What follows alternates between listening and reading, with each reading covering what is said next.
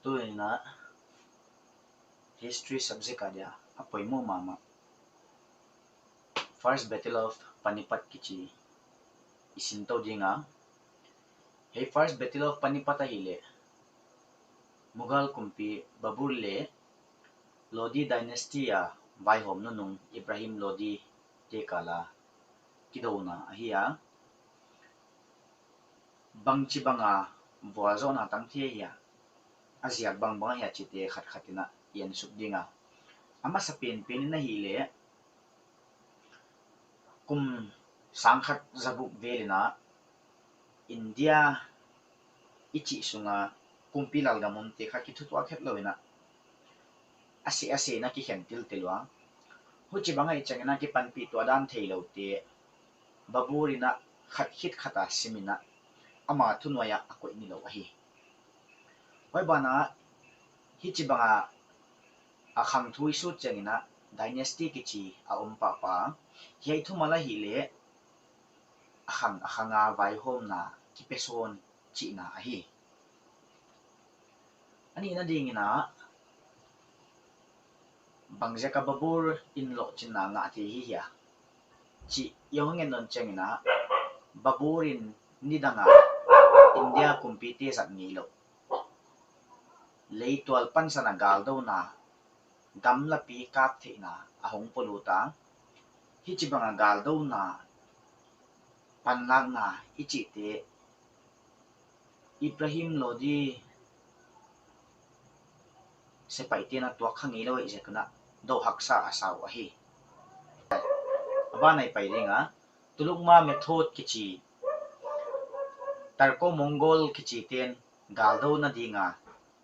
azatu military tactic galdo na chikhat ahia hiai pen bangchi banga galdo na hiami chile avele ataka sepai ki henin alai vola lut ding ki henin hoi bana alai vola lut ave ataka tengle amasale anu nungai che ki hen sonin banga galdo na phola pan lak na kha lodi sepai tina na mukha ngei lo do haksa saw hoi jaka gal phola kha babura dia lo chinna omgi ge ahi to banina babur sepai te chi changina galdo dan kisin sakna hoi tak nga ahiwa hoi bana kithunun na lama kithunun zo ma hi layuna Ibrahim Lodi sepai te hi changina ama hi toy lai ahia akum hu chi banga upalom lom nai lo ahi jakina ngam thua hi chi nga hi manin ase pai te hoi takina chil kia to bana kithunun na lama lenga chaw ma mawa huchi banga sepai dina lo te hi babur sepai te adingina nuam taka vua zo na nga theina dina hunlem apekha hi India gamsunga vai hom te na nidangina gal phola sai pi pan sanina gala dowa sai pi tunga tuangin te pi yam ai kele I thalpi hongto gala dowa lian ma mahina pi na aziaw ol ahi izia kina babur se paiten sakol hong zat changna kin taka tai thei ki hei thei huchi banga hat zo man lang zo ahong zat changun sai pi tunga pangti adina buai buayin hoi jaka yai agan hing gal phola akeng te mai mayun le babura dia bual zo na tuna hi chi iet mai le chiang sak mai hi to banina India delamai na gian bangina India kumpite hi amau le mau ki tuak loin hoi jaka babur se paiten khata do chama akhatena et thon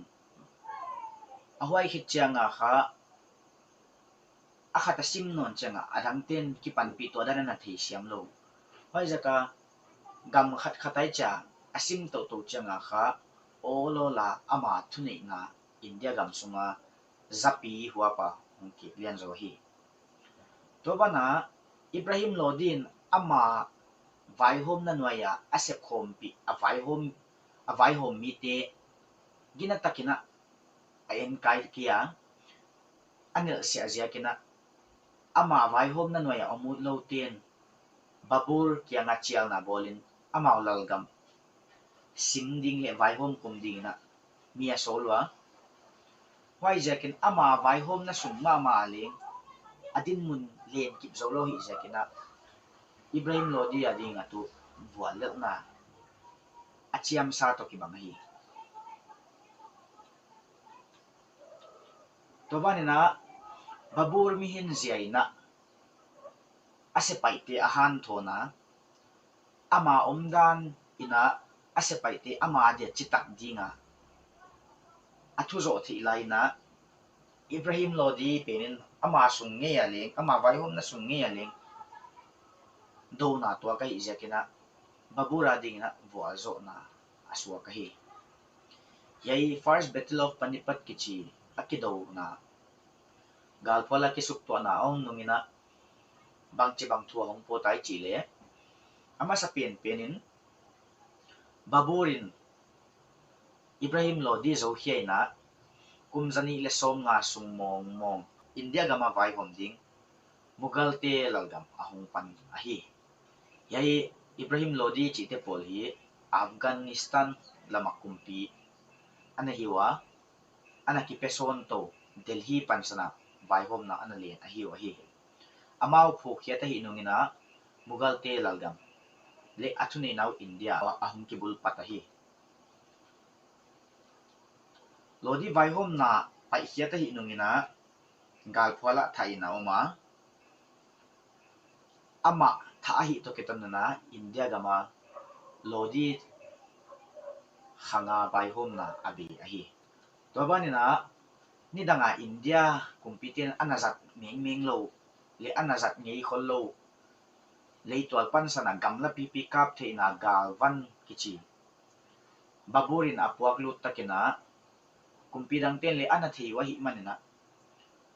babur se paiten agalvan zat dan teu India kumpiten azat dan hong thei hiaina gal amai to non chena huai zat dan ahong pan hi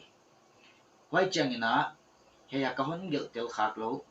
first battle of Panipat chi hi Ibrahim Lodi le babur kala ki do na hiya